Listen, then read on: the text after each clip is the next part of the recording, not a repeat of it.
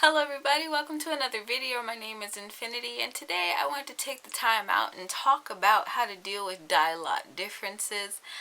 Just so happened that I was working on my project, I kind of realized or remembered rather that, one of these hanks of yarn that I unraveled last week is different than the others. I had this one longer. I think this is one of the original dye lots for that colorway, and this is the newer one.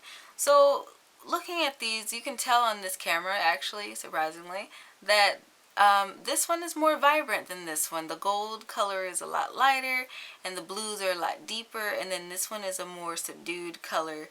And while I'm sitting up making my fishnet shawl, I thought it would be a good idea to do a video on how to deal with this when you're working a project. So this problem is very common. You don't have to freak out and throw away your whole project or frog it. What I usually do to deal with dye lot differences is that I will pause my project, I will connect the oddball out of the group to my project, and I'll start working it in, and then I would finish the project off with the one that's the current dye lot. So for instance, I worked up like 20 plus rows of this fishnet shawl in this color, in this more vibrant color. Let me see if I can zoom out some. I worked up quite a few rows, and so at this point, if I connected this yarn, it would look a lot more blended in to my project as opposed to continuing to use this current ball and then connect this one at the end, which I thought about doing because I was lazy, but don't do that. Don't do that. So it also works out too if you're doing alternate rows of your work with the different dye lotted color. Like if you're doing something with stripes, every other row or every few rows, you could like weave in or blend in that odd color, and then it makes the whole thing look purposeful, like it's part of your design. That's one of the fun things in art. You want to make things look as purposeful as possible, and that is just one of the ways you can do that with fiber art or knit crochet.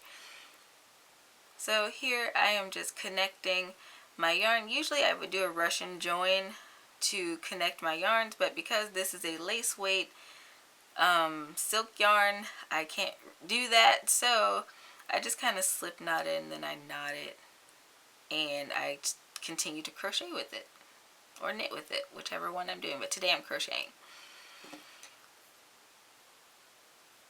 And so I would just continue on. And what makes this project unique, the fishnet shawl is of course full of holes, so it's not that easy to weave in ends and things like that. So kind of doing this method makes it easier for the project to look cohesive, like I said.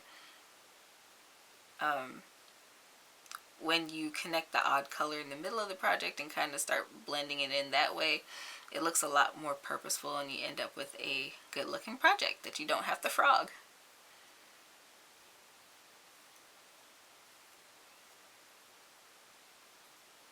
So now I'm going to continue working up my shawl just as I normally would, and when I run out of this color, I will switch back to the original ball that I was working out of.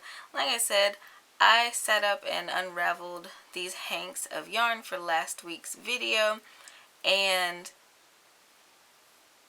I thought that these would be a couple of good topics to touch on, considering, I was running into those issues that are really non-issues. So if you want to create a project, you're having issues with dye lots, or you want to start a project with hanks and you're not quite sure how to get started with that, I do have that video available on the channel from last week, so go ahead and check that out.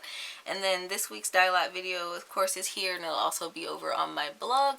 I'll also try to leave the link to this yarn that I am using in my description box below. It's called Sandy Beach. It's a sparkle lace weight yarn. It's very pretty. I thought it would be great for a summer project, and it's turning out to be just that.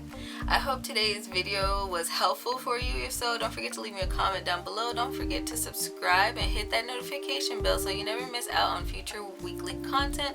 I typically post crochet videos on Sundays, but sometimes they turn into yarn tips and tricks, so stick around for that. If you want to continue to see how this project progresses, you can either check me out on Instagram or you can tune in to the website. I'll be posting my whips over on the blog. And until next time, guys, happy making.